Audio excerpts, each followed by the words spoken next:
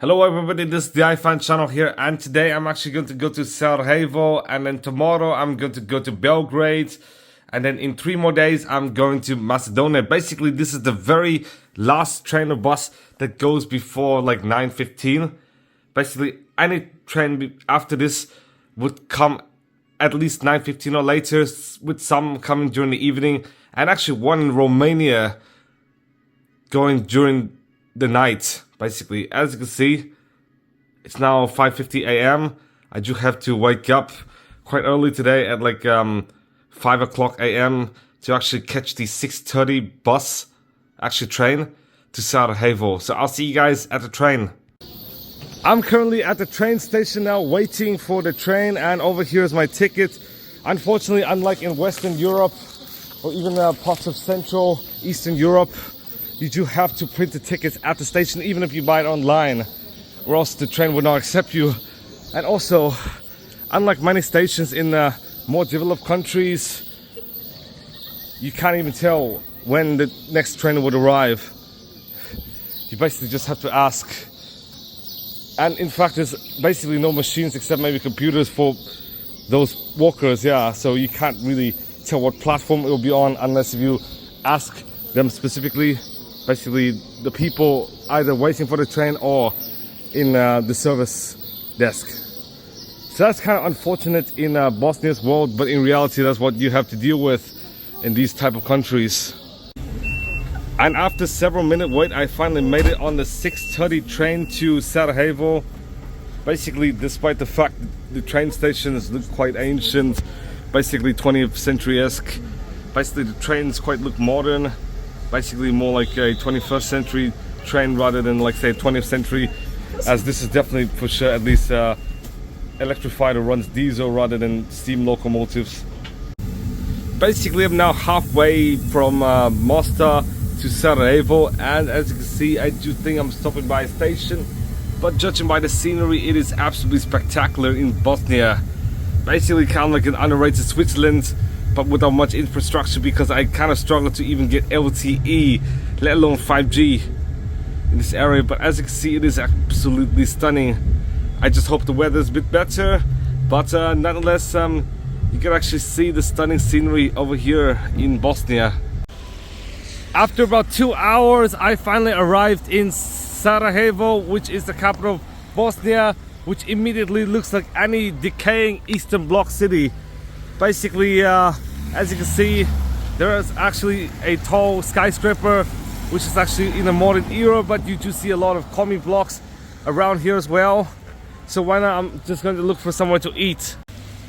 After nearly an hour of looking for a restaurant, I finally found this, which actually does open at this time. It is actually called Paşa Doner, and this is quite reminiscent of a Soviet village for sure. And as you can see, this is what I bought. Basically the smaller like thing here, basically sandwich. So I'm just gonna eat this, and I'm gonna go somewhere.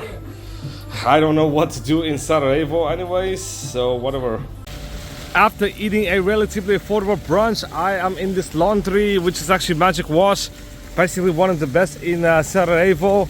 However, it is very expensive at around 30 Bosnian marks, basically more than 15 euros, basically $16.50 or $17, so it's quite expensive compared to the ones I took in Western Europe, which is a lot wealthier. I just really don't understand how Bosnia does not really have any self-service laundries and how it's so expensive, but we had to deal with it anyways.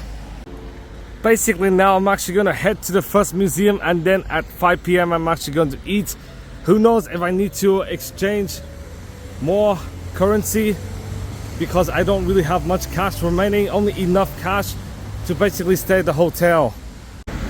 Basically, it is now noontime. Yes, noontime, even though I did arrive at around 8:30. I was just like searching on the internet and stuff because of confusions with the tram, but I actually did my laundry since around 10:30, so I essentially just hanged out here for about an hour and a half, basically doing nothing due to the cash confusion and stuff and exchange rates. So basically now I'm looking for a streetcar to actually go to the Old Town of Sarajevo, which has a lot of stuff to do compared to, of course, this.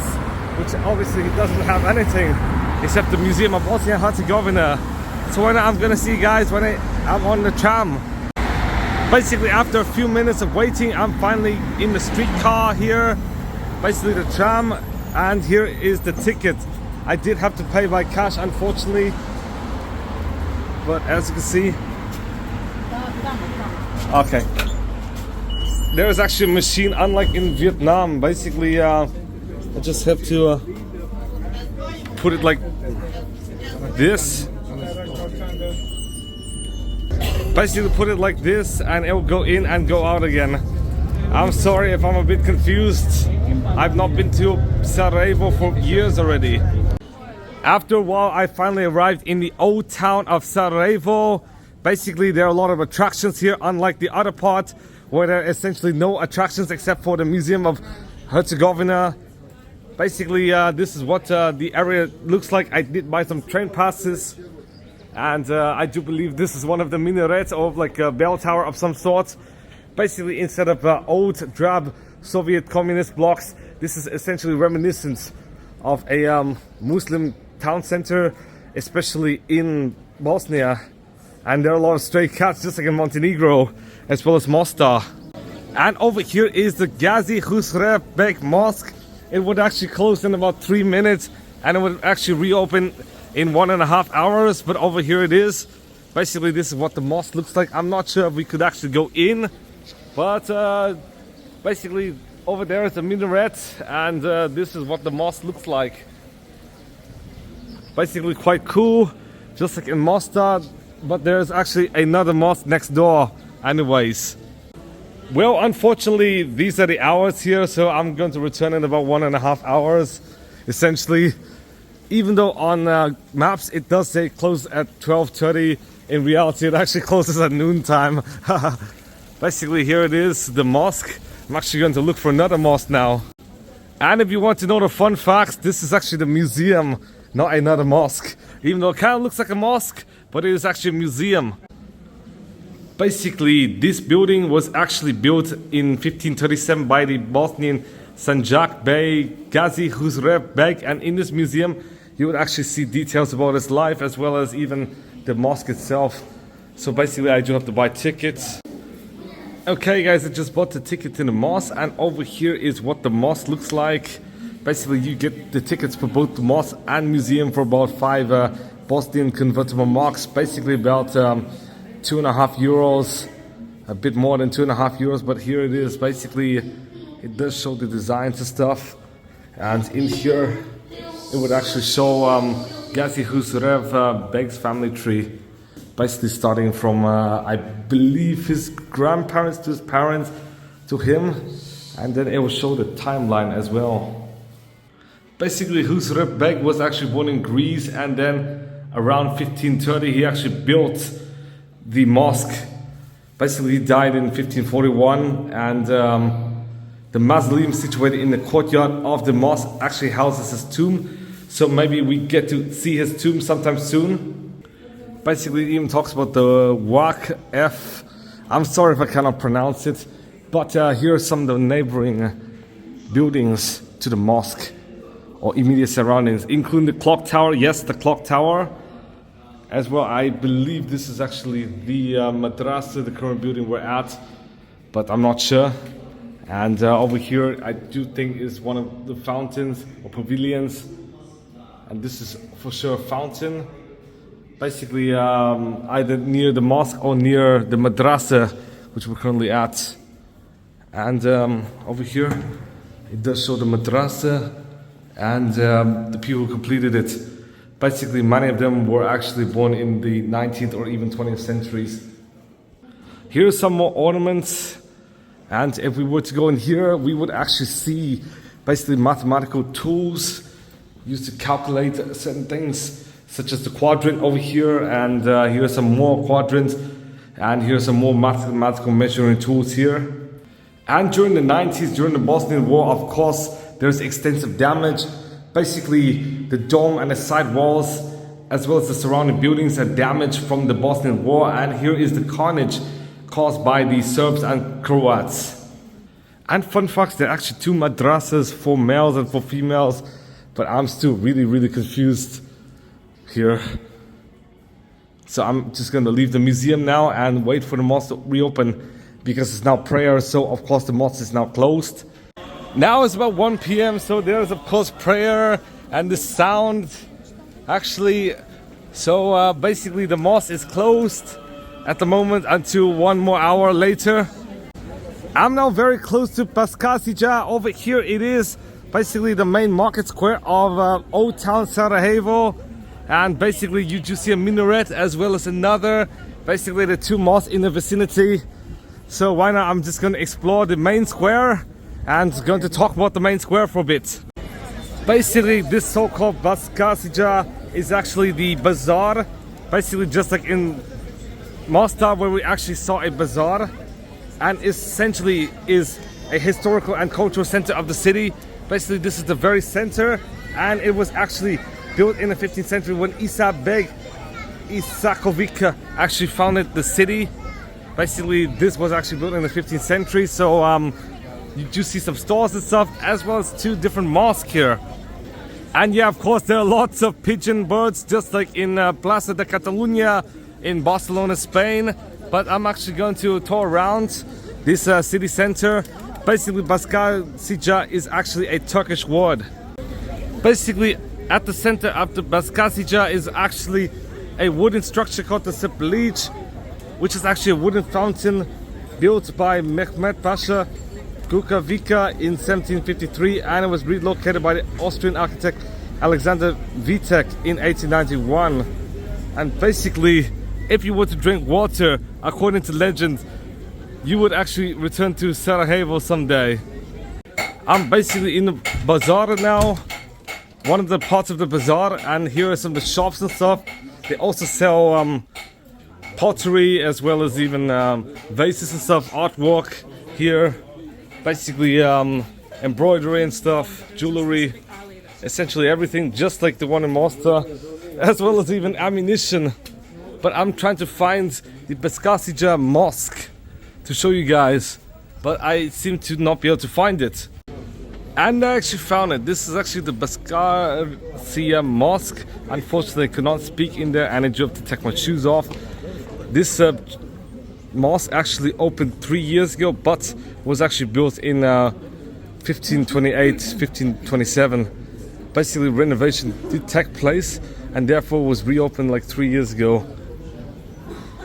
So I do have to take my shoes off, and I'm not sure if I can record. Unfortunately, as a visitor, I'm actually kicked out of the mosque, as visitors are not allowed in. So one, I'm actually going to go somewhere else. If you were to walk for like 5 more minutes, you would actually arrive here, which is actually the Sarajevo City Hall, which was actually designed in 1891 by Caribou Coffee, but because of disputes with the minister Benny Calais, the project had to be cancelled. However, it is actually completed in 1896, and since 2014, which is 10 years ago, it is currently the City Hall of Sarajevo. As you can see, this is actually the Sarajevo flag, and over there is the Bosnian flag. Basically, this is very representative of Austro-Hungarian architecture, sorta, but with some twist. I'm now in the southern end of the river Vjecna, and over there is actually the Emperor's Bridge. And if you were to go one bridge more, that is the Latin Bridge, basically the same bridge where Archduke Franz Ferdinand was killed, basically initiating World War I. In fact, the assassin of Franz Ferdinand is actually Gavrilo Princip, and during the Yugoslav wars, this bridge is actually called the Princip Bridge, because Gavrilo Princip actually killed, you guessed it, Franz Ferdinand at this end. Well, the construction year of the Latin Bridge is somewhat disputed. Some sources do say it was built in 1541, others say it was built in 1565, but there was a terrible flood in 1791 which badly damaged the bridge and it caused reconstruction. But over here is the bridge. I'm actually going to walk on the bridge for you guys. Now I'm on the Latin Bridge. I'm actually going to cross to the other side of the river to actually continue my excursions through the mosque. As you can see, basically the mosque would actually reopen at around 2 p.m. to visitors. And over here is actually the river Vjecna in Sarajevo. And basically this old town looks a lot better than, of course, the Soviet town, and about the same goodness as many of the modern buildings.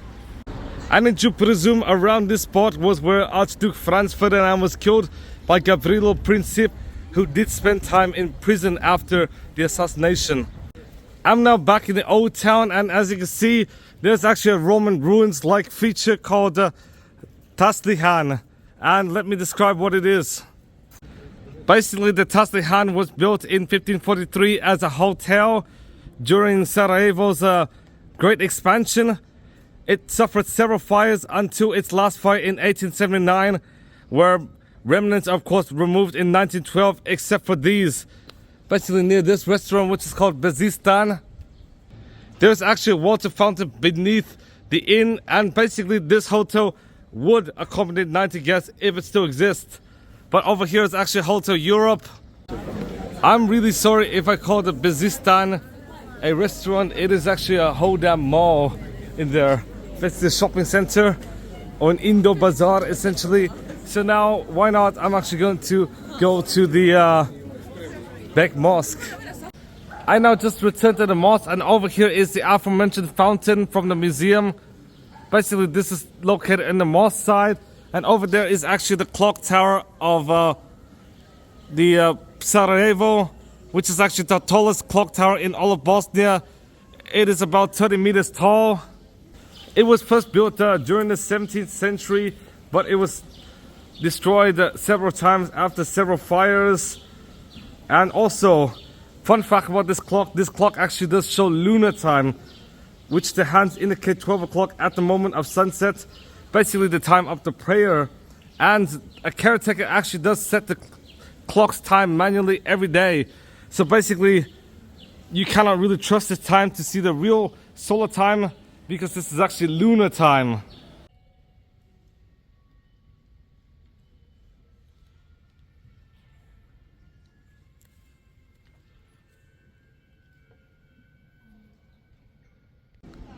Unfortunately, I could not talk in the mosque, but I did show you guys the interior of the mosque. Why not? I'm actually going to go to the Genocide and War Museum, as well as the Siege of Sarajevo Museum. Basically, both are next door. Unfortunately, I'm not allowed to record at the Museum of Crimes Against Humanity and Genocide, as well as the Siege of Sarajevo Museum, both of which are owned by the same people who own the Mostar Genocide Museum. So here is a narration of the Museums of Crime Against Humanity and Genocide.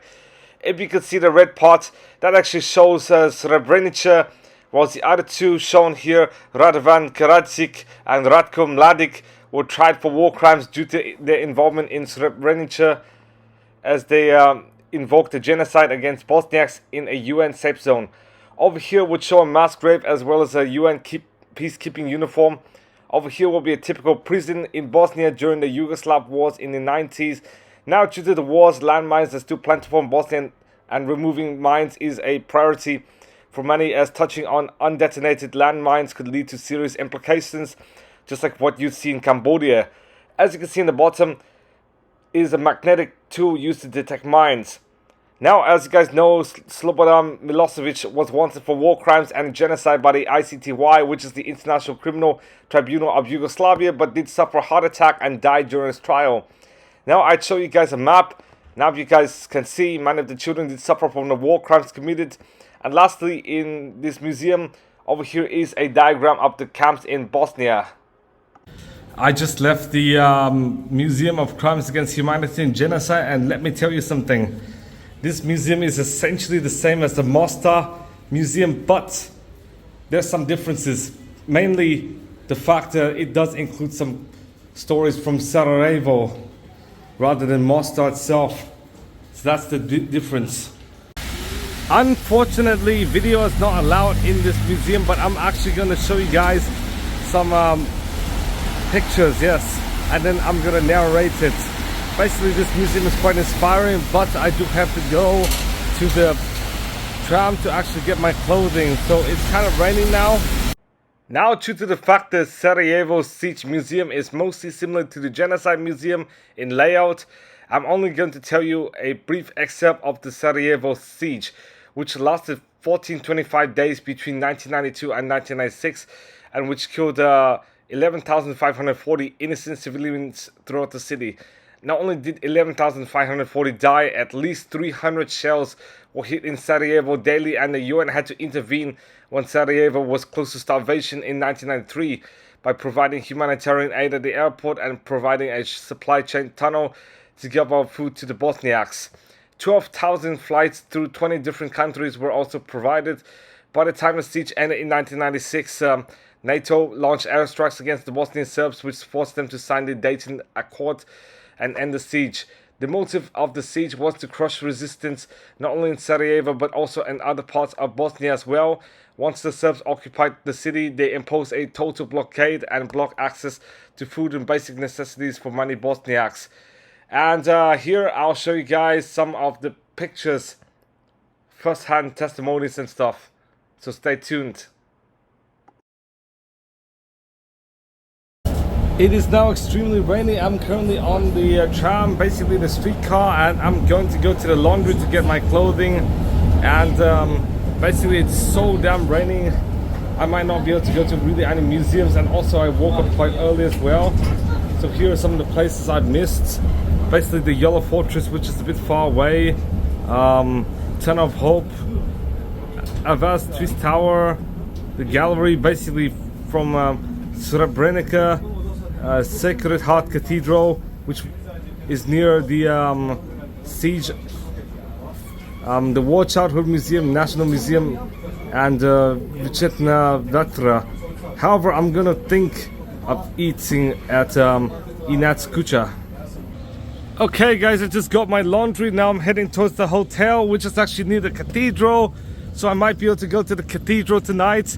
Who knows if the rain stops, but I'm actually going to walk 30 minutes to the hotel.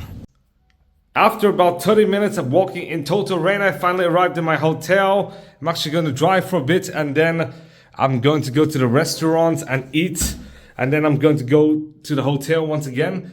Basically, this is the restroom here, and of course, this is the table and the bed and the sofa. Basically, it has all you need, even a kitchen as well. However, it is actually half in the basement and half in the ground, and I typically hate these apartments. Yeah, basically, like many cheaper apartments in certain parts of Boston, Brookline have this setup, and I would not want to live like this long term. But for one night, I think it's kind of okay. So whatever. Basically, due to the fact I'm lazy, I'm actually going to eat at the mall next to my hotel. I'm kind of wet now, but as you can see, you can get a lot of these meals for quite affordable prices over here, including burgers, tortillas and stuff, as well as pizza, Asian, yes, basically everything you can. But let me just look for food. The thing I don't want to eat is Burger King, however, because it's quite expensive, as well as KFC.